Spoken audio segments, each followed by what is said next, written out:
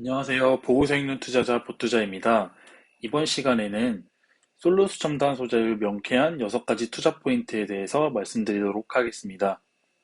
이번 영상을 끝까지 시청하신다면 분명히 솔루스 첨단 소재의 OLED 소재와 2차 전지 소재에 대한 내용을 완벽하게 이해하시고 투자 포인트에 대해서 남들에게 설명할 수 있을 만큼 충분하게 받아들이고 이해하실 수 있는 시간이 될 수 있을 거라 확신합니다. 그럼 영상 시작하겠습니다.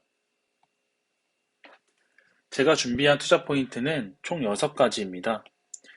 그래서 첫 번째는 2021년도 대비해서 2022년도의 솔로스 첨단 소재 영업이익 가이던스의 상향폭이 굉장히 크다는 겁니다. 이제 752% 성장할 거라는 거는 키움증권 가이던스이고요. 두 번째 투자 포인트는 솔루스 첨단 소재가 공급하고 있는 제품 중에 하나죠. 전지박의 공급 부족이 지금 현재 굉장히 심각한 상황입니다. 그래서 어떠한 기업이 팔고 있는 물건이 부족해서 못 파는 상황이고, 이거는 기업한테 굉장히 긍정적인 시그널로 해석을 해볼 수가 있습니다.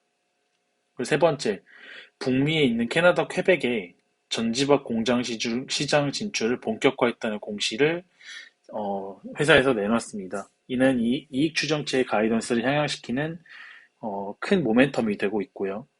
네 번째로 전지박과 동박 캐파 증설을 통해서 규모의 경제를 달성하고 있고, 그 규모의 경제를 통해서 고정비 효과를 누리고 원가 절감을 통해서 제품 경쟁력 그리고 사업 경쟁력을 확보하고 있습니다.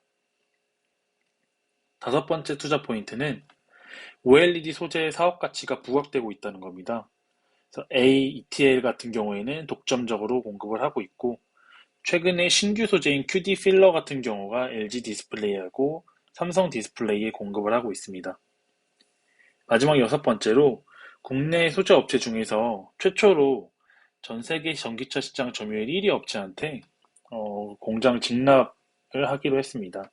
이 업체는 아마 테슬라로 이제 예상을 해볼 수가 있겠습니다.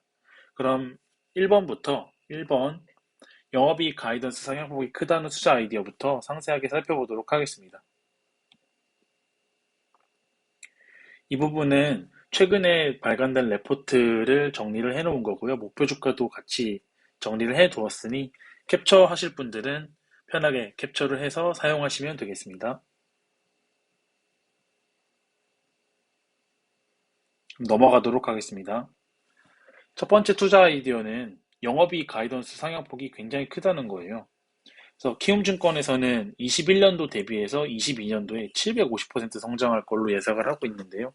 아래에는 이제 23일에 발표된 키움증권에서 나온 솔루스 첨단 소재 보고서이고요.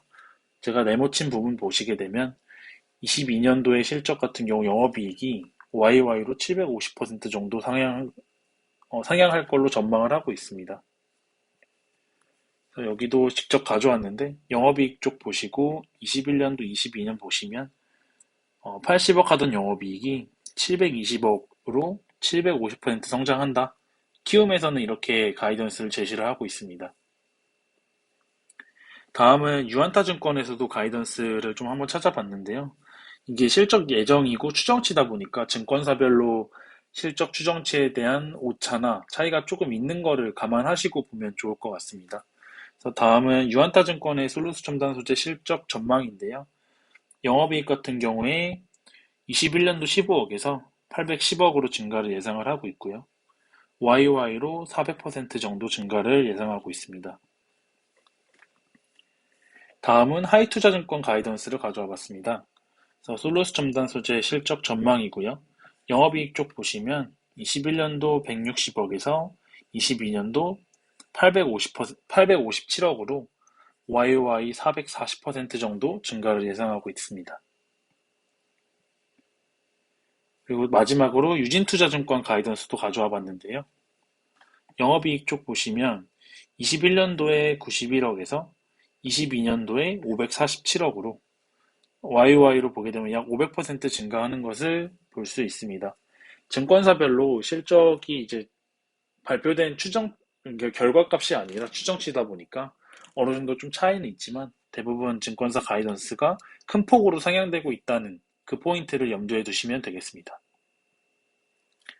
두 번째는 솔루스 첨단 소재가 지금 제공을 하고 있는 제품의 전지박이 공급 부족 심화하다는 내용인데요. 오른쪽 차트를 보시게 되면 국내에 이제 전지박 3사가 일진 머테리얼즈, 넥실리스, 솔루스 첨단 소재가 있는데 이 3사 합산 캐파라는 건 생산 능력치 대비해서 25년도 수요량을 비교를 했는데 25년도 전지박 수요 같은 경우가 굉장히 많지만 25년도 말에 3사 합산 생산 능력은 절반도 채 미치지 못하고 있어요. 이러한 것을 보면 어떠한 기업이 공급을 하고 있는 제품의 공급 부족이 심한 상태고 그것은 즉 그 기업의 실적 성장의 추정치를 상향시키는 명백한 요인이다. 이렇게 생각을 해주실 수가 있습니다.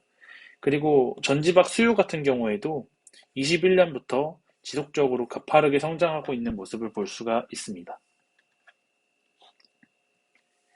그리고 세 번째 투자 아이디어는 북미의 전지박 공장 시장을 진출 본격화했다는 내용인데요. 아래 보시면 솔루스 첨단 소재는 15일 캐나다 퀘벡주에 전지박 공장 증설을 발표했다. 글로벌 전기차 업체형 공급 목적으로 파악된다. 이거는 아마 테슬라로 예상이 되는데 밝혀지진 않았기 때문에 뭐 추정일 뿐입니다. 다음은 유한타증권에서도 이거에 대한 언급을 해줬는데 비슷합니다. 북미 시장 진출이 본격화될 거고 건물이나 토지 같은 경우를 공시를 통해서 공식화했다. 이런 그런 내용을 적어줬고 그로 인해서 동박 3사 중에서 가장 먼저 북미 진출을 공식화했고 북미 시장 선점에서 유리한 고지를 점할 것으로 기대한다.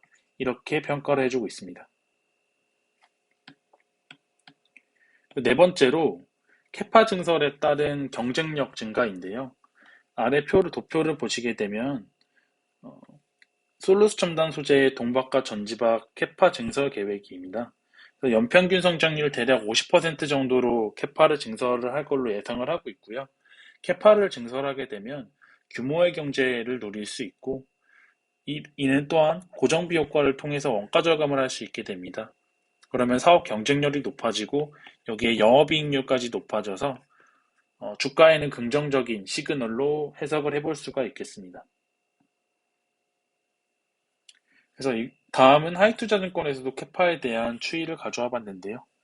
20년도에 대비해서 21년도, 22년도, 23년도 가파르게 솔루스 첨단 소재 점지박 캐파가 증가하고 있는 모습을 볼 수 있습니다.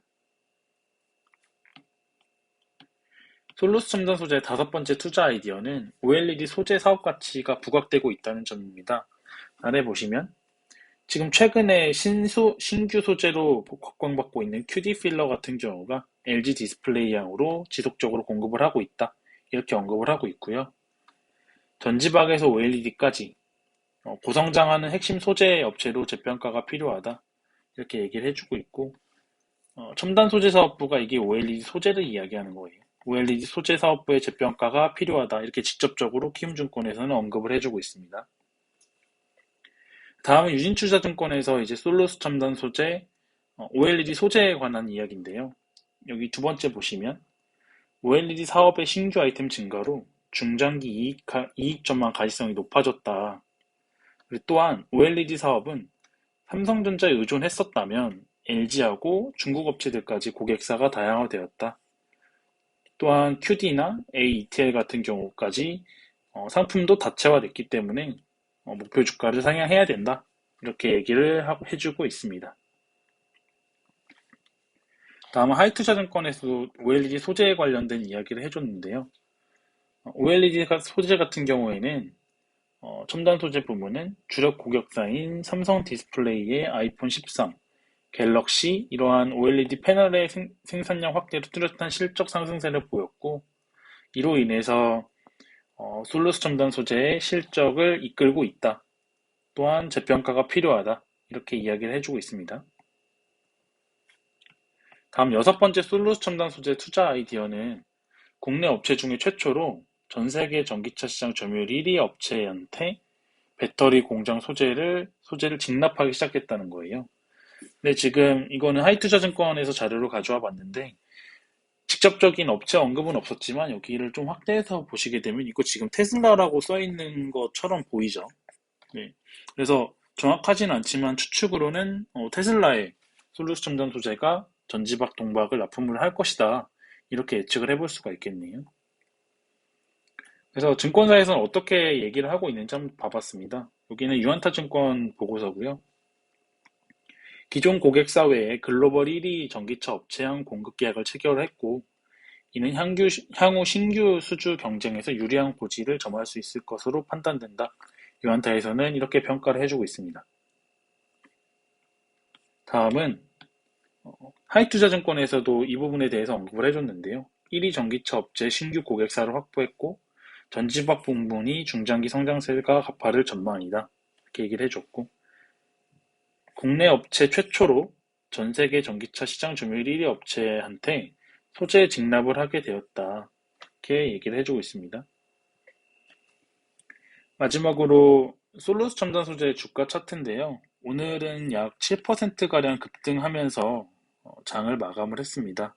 근데 이제 대략 2021년 초 같은 초에 주가가 이제 한 4만 원 수준이었는데, 최고치는 지금 거의 3배까지 올랐어요. 12만 원까지. 그래서 좀 단기간에 급등한 부분이 있기 때문에 사실 부담스러운 건 사실이지만 이익 추정치가 그에 뒷받침하면서 계속 상승하고 있기 때문에 중간중간 조정은 있더라도 향후 긍정적인 주가 흐름이 나오지 않을까?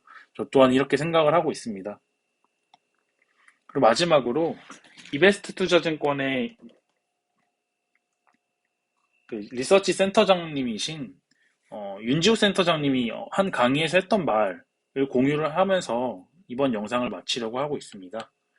보시면 좋은 기업이 좋은 주가에 왔을 때 사야 한다라는 말인데요. 좋은 기업이라는 거는 이거 예를 들어서 설명을 해보겠습니다. 삼성전자라는 회사는 좋은 기업이라는 거를 부인할 사람이 아무도 없을 거예요. 근데 이 좋은 기업이, 삼성전자라는 좋은 기업이 합리적인 주가에 왔을 때 사야 된다. 이렇게 이야기를 해주고 있습니다. 이거를 이제 저 또한 투자하면서 양보하지 않는 투자 원칙으로 가져가고 있는데요. 이 똑같은 좋은 기업의 삼성전자라는 기업을 5만 원에 산 사람이랑 9만 원에 산 사람이랑은 굉장히 다른 거예요. 좋은 기업인 건 맞지만 5만 원에 산 사람은 좋은 주식이면서 좋은 기업이고 9만 원에 산 사람은 좋은 기업인 건 맞지만 좋은 주식인 거는 아닌 것 같습니다. 그래서 항상 어떠한 투자 아이디어나 좋은 기업이 있었을 때 불편한 자리에서 매수하지 마시고 그 좋은 기업이 합리적인 주가에 왔을 때 접근하셔서 향후에도 큰 수익 누리시기를 기원드립니다. 저는 다음 영상에서도 좋은 기업에 대한 투자 아이디어와 건강한 투자 아이디어로 여러분들을 찾아뵙도록 하겠습니다. 늘 영상 시청해주시고 응원해주신 구독자 여러분 고맙습니다.